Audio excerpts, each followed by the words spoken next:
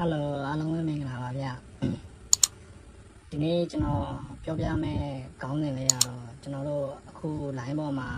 အပြောများပြီးတော့အမြဲတမ်းလို့တွေ့နေတဲ့စကားလေးတစ်ခုပါဗျာ line ပေါ်ကနေပြီးတော့ကြောက်များမဝယ်ချပါနဲ့မှားတတ်တယ်ရှုံးတတ်တယ်လို့အစရှိတယ်ပြင်ပါဗျာဒီနေ့မှာကျွန်တော်တခုပြောချင်တာဗျကျွန်တော်ကကြတော့ဘယ်လိုပြောရမလဲ line ပေါ်ကနေပြီးတော့အဓိကဝယ်သိချင်တယ်ဗျကြောက်ကိုများဝယ်မှလည်းပညာများရမယ်ဗျ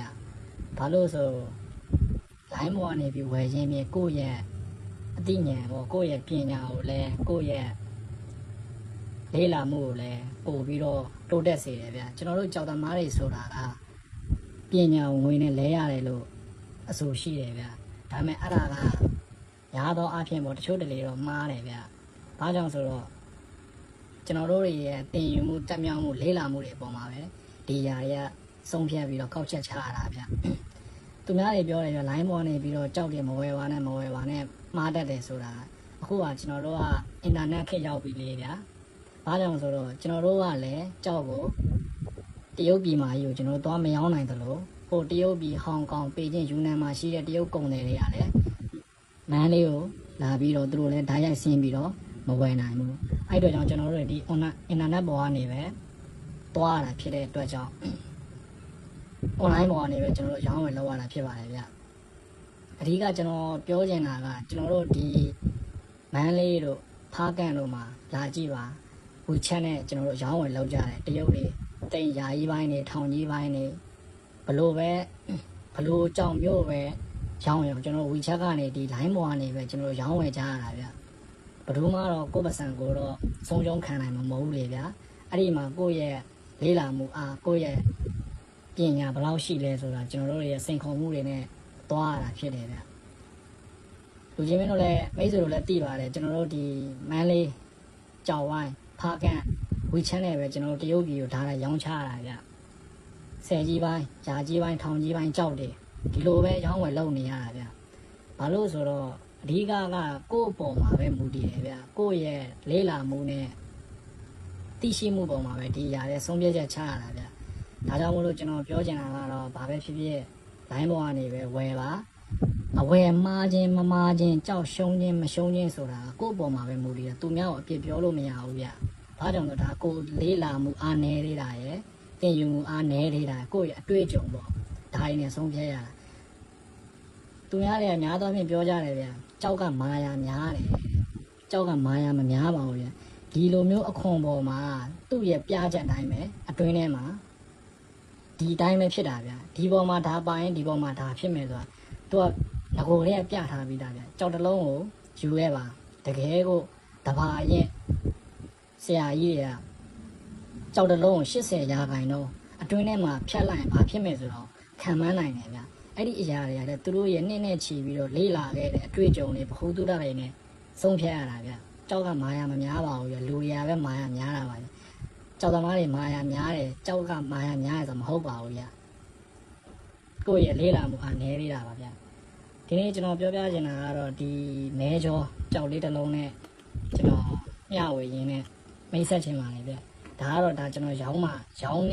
တော့မဟုတ်ဘူးပါဗျဒါကျွန်တော်ခုမှဖြတ်ပြီးတော့ဟိုတနေ့ကမှဒါဖြက်လက်စားဒါမှတ်စာတွေပေါ့ဗျဒါမိတ်ဆွေတို့ဒါ share ရင်းလုပ်ပေးချင်တာနဲ့ကျွန်တော်အကြောင်းတင်ပြီးတော့ဒီတိုင်းလေးပဲပြပေးတာဗျဒါကတော့မော်ကတော့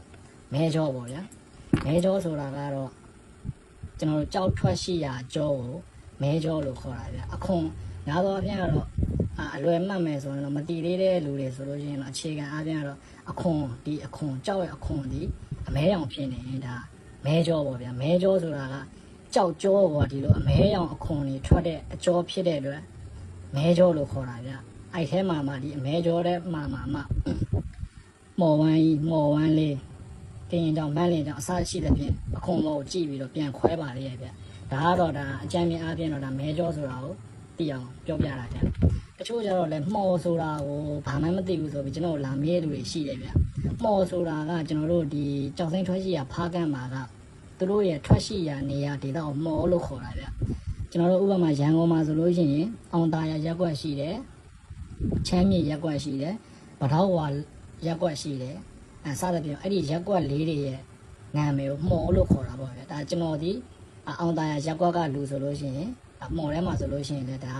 မော်ဝမ်းရက်ကွက်ကထွက်တဲ့ကြောက်မို့လို့ဒါမော်ဝမ်းလို့ခေါ်တာဗျာမော်ဝမ်းရက်ကွက်မော်ဝမ်းလေးရက်ကွက်အစားရှိတယ်မော်စီသာရက်ကွက်အဲ့ဒါကိုမော်စီသာရက်ကွက်ကထွက်တဲ့ကြောက်မို့လို့မော်စီသာရွာပေါ့ဗျာပြောမယ်ဆိုရင်မော်စီသာရွာထွက်တဲ့ကြောက်မို့လို့မော်စီသာလို့ခေါ်တာဗျာဒါကျွန်တော်ပြောပြတာဒါမော်နဲ့မော်ဆိုတဲ့အရာကိုတချို့က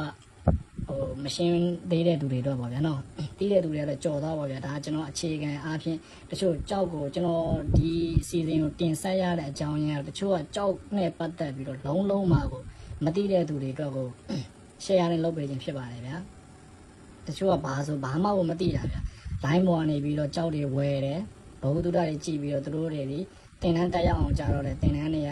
50သိန်းအစရှိတယ်အစားသားရှိတယ်ဗျာအဓိကကျွန်တော်ပြောချင်တာကကြောက်ပညာတကယ်တက်မြောက်ခြင်းတယ်ဆိုလို့ရှိရင်ဒီကျွန်တော်လက်ရှိကြောက်ဝိုင်းမှာလောက်ကင်နေတဲ့မန်းလေးဖားကန့်ရန်ကုန်စသဖြင့်ပေါ့အဲ့ဒီလာပြီးတော့ကိုတိုင်းပတ်စံမရှိတဲ့ကြောက်လုပ်ငန်းကလောက်ကင်လို့ရတယ်ဗျ။ဘာကြောင့်လဲဆိုတော့ကျွန်တော်တို့ဒီယုံကြည်မှုနဲ့အလုပ်လုပ်ရတဲ့လုပ်ငန်းဖြစ်တဲ့အတွက်ကျွန်တော်တို့ဒီပွဲစားအရင်စလုပ်ပါပေါ့ကြောက်ဝိုင်းကိုလာပါကြောက်ဈေးကိုလာပါပွဲစားအရင်စလုပ်ပါပွဲစားလုပ်ရင်လည်းကိုဘာမှနားလဲစရာမလိုငွေလည်းမလိုပွဲစားဆိုတာဝန်ဆောင်မှုတစ်ခုပဲအကျိုးဆောင်တစ်ခုပဲကျွန်တော်တို့ဒီကြောက်ကိုလောပန်းကနေပြီးတော့ဒီဈေးရရင်လည်းကျွန်တော်ကုန်တယ်ကိုပြတယ်ဒီဈေးထွက်တယ်အဲ့ဒါကိုမှတ်ထားရုံပဲလောပန်းက10သိန်းမှာတယ်ကုန်တယ်9သိန်းပေးတယ်ဘာကြောင့်ဒီက9သိန်းပေးတာလဲလောပန်းဘာကြောင့်ဒီကြောက်ကို9သိန်းနဲ့10သိန်းပြောပြီး9သိန်းနဲ့ရောင်းပေးတာလဲဆိုတော့ဒီဟာလေးတွေကိုကျွန်တော်တို့မှတ်သားပြီးတော့ပညာယူရတာဖြစ်တယ်ဗျ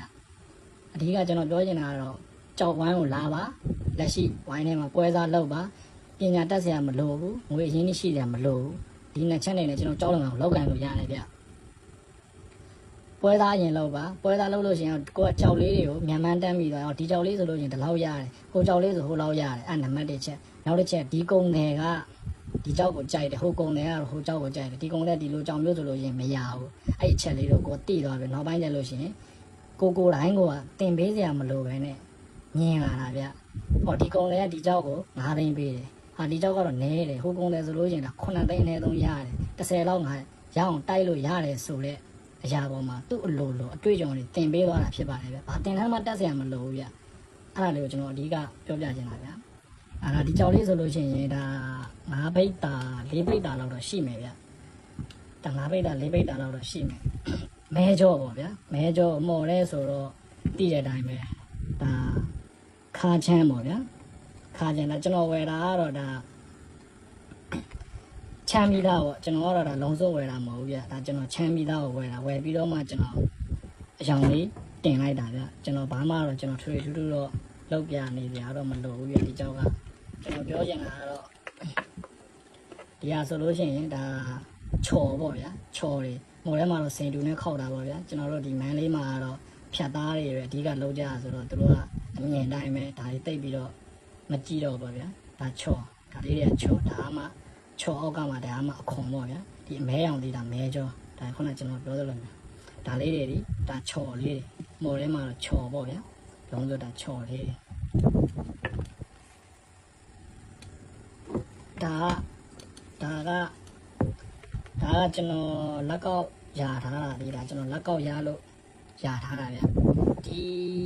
ဒီအနာလေးတွေဒီအဝါပေါ့အဓိကကျွန်တော်ပြောနေတာဒီဟာလေးတွေတွန့်လင်ဖြစ်နေတဲ့ဒီအဝါအနာလေးတွေဒါဖြတ်လိုက်ရင်ပျောက်ပါတယ်ဗျဒါကြောက်လို့တဲ့ကြောက်သမားတွေဆိုတည်တယ်ဗျအဓိကကျွန်တော်တို့ကြောက်ရမယ့်အနာဒီလိုအနက်ကြီးမျိုးဒီလိုစိုက်နေတဲ့နေတဲ့အနက်ကြီးမျိုးကိုကျွန်တော်တို့ကြောက်ရတာဒီဥလေးတွေကကြတော့ဒါကိုဥနာလို့ခေါ်တာပဲဗျတချို့ကလည်းရုပ်နာလို့ခေါ်တယ်ဗျဒါလေးကိုရုပ်နာခေါ်တာပေါ့ဒါလေးတွေဒီပျောက်ပါတယ်ဒါဆိုတာအနာကိုဖောက်ဆံထဲမှာထည့်ပြီးတော့အနာကိုဝိုင်းပြတာဖြစ်ပါတယ်အဓိကကျွန်တော်ဒီကြောက်လေးကိုပြပေးချင်တာဘာလဲဆိုတာကျွန်တော်ရောင်းတာမဟုတ်ဘူးเนาะကျွန်တော်ပြချင်တာကြောက်တစ်ခုကိုကြည့်ပြီဆိုလို့ရှိရင်များသောအားဖြင့်ဓမီထိုးကြည့်ဒါကြောက်ကဓမီထိုးကြည့်เนาะဒီလိုမျိုးထိုးကြည့်ဓာလိုက်ဒီလိုမျိုးတန်းထိုးကြတယ်ဒီကြောက်သမားရဲ့ထိုးလိုက်လို့ရှိရင်ဒါအနာလွတ်တယ်ဗျာဒီကြောက်လေးတော့အနာလွတ်ပါတယ်ဒါမျိုးအနာလွတ်တယ်ဒီဘေးဘက်လည်းဘာမှမရှိဘူးအဲ့လိုမျိုးများသောအားဖြင့်ကတော့ကြည့်ကြ